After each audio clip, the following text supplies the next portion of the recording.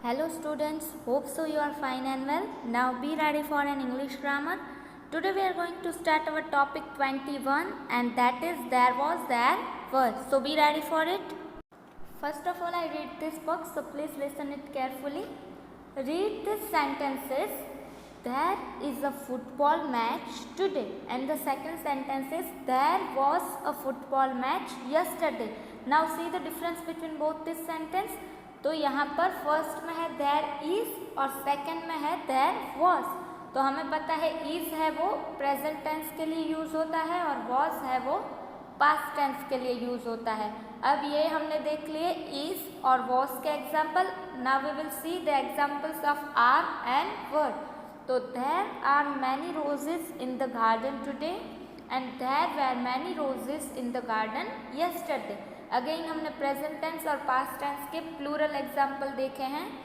Now second is the words there was and there were are used in the past tense. ये मैंने आपको पहले ही बता दिया है. The same way there is and there are used in the present tense. As we all know there is और there are दोनों प्रेजेंट टेंस में यूज होते हैं. हमने ये सिंपल टेंसेस देख लिए हैं. So now we will see the exercise. Exercise 1.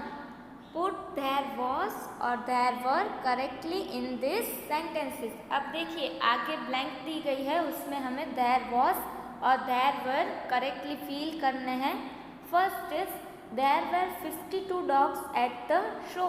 अब यहाँ पर 52 है इसलिए क्या है, एक से ज़्यादा है. 52 dogs है तो ये क्या हो गया, प्लूरल. तो यहाँ पर आएगा there were. Second one is There was a circus in the town last week. तो यहाँ पर a circus यानी कि एक सर्कस की बात कर रहे हैं. तो यहाँ पर क्या आएगा, was कि लास्ट वीक एक सर्कस हुआ था इस टाउन में. तो there was a circus in the town last week. Now third one is there was an egg in that dish. अब यहाँ पर आपको पता है आर्टिकल ए और एन ऑलवेज सिंगुलर के आगे आता है. तो यहाँ पर भी एक ही एग की बात है और वो वॉवेल है इसलिए आगे ए नहीं एन आर्टिकल आया है. तो there was an egg in that dish. Fourth one is there was some sugar in the bowl in the morning. अब यहाँ पर शुगर है वो अनकाउंटेबल है और देयर वॉज आएगा. There was some sugar in the bowl, एक bowl में कुछ शुगर थी इसलिए देयर वॉज आएगा, वर्ड नहीं आएगा. Fifth is there were a few student in the hall. अब यहाँ पर अ फ्यू स्टूडेंट यानी कि कुछ स्टूडेंट्स थे. तो ये सिंगुलर नहीं है, प्लूरल है इसलिए आएगा there were a few students in the hall. Now next is there were many girls at the dance. तो यहाँ पर मैनी गर्ल्स है, एक से ज़्यादा है, प्लूरल है इसलिए क्या आया, देयर वेर. यहाँ पर वॉज नहीं आएगा. Now next is there were many parents at the meeting. यहाँ पर भी सेम मैनी पेरेंट्स यानी कि एक पेरेंट्स से ज़्यादा की बात कर रहे हैं इसलिए यहाँ पर भी वॉज नहीं आएगा. Eighth one is there was a fort. अब यहाँ पर देखिए अ फोर्ट है तो ये क्या हो गया, सिंगुलर है. There was a fort here 50 years ago. Singular था इसलिए वॉज आया. Ninth one is there was a rat in the trap a short while ago. यहाँ पर अ रेट यानी कि सिंगल रेट की बात कर रहे हैं, एक ही चूहे की बात कर रहे हैं इसलिए आएगा was.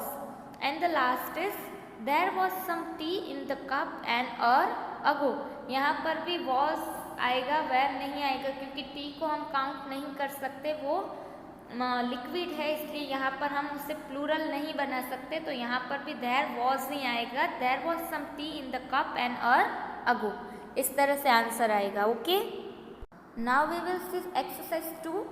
So now turn the above sentences into questions. अब हमने जो भी नीचे ब्लैंक कंप्लीट की है उसका हमें क्वेश्चन फॉर्म बनाना है यानी कि इंट्रोगेटिव सेंटेंस में उसे कन्वर्ट करना है. तो किस तरह आएगा, फर्स्ट देख लेते हैं. Were there 50 dogs at the show. इस तरह आएगा. हमने देयर इज देयर आर भी देख लिए थे तो आपको पता है कि जो हेल्पिंग वर्ब है वो इंट्रोगेटिव सेंटेंस में आगे आ जाता है और देयर उसकी जगह पे आ जाएगा। तो were there 52 dogs at the show, इस तरह हो जाएगा। सेकंड हमारा सेंटेंस था there was a circus in the town last week. तो उसका इंट्रोगेटिव सेंटेंस क्या होगा, वॉज पहले आ जाएगा और देयर बाद में। तो was there a circus in the town last week, फिर इंट्रोगेटिव सेंटेंस है इसलिए question mark. Third one is was there an egg in that dish. तो यहाँ पर हमने अगेन ऐसे ही किया है, वॉज आगे आएगा और देयर पीछे। इस तरह से ये जो सारे सेंटेंस है वो आपको स्टडी करके लिख लेने हैं। 3 हमने देखे हैं और सारे मैंने यहाँ पर लिख दिए हैं। तो हमें सिर्फ उसमें यही फॉर्मेट यूज़ करना है कि जो वेयर और वॉज है वो आगे आ जाएंगे और जो देयर है वो उसकी जगह पर हमें लिखकर इंट्रोगेटिव सेंटेंस बनाना है। उसी तरह सारे आपको सेंटेंस अपनी तरह लिख लेने हैं। मैंने आपको लिख के दिया है, सिर्फ आपको फॉर्मेट याद करना है और लिखते जाना है। नेक्स्ट वीडियो में मिलेंगे, तब नया टॉपिक देखेंगे। Till then stay happy and stay healthy at home. Good bye.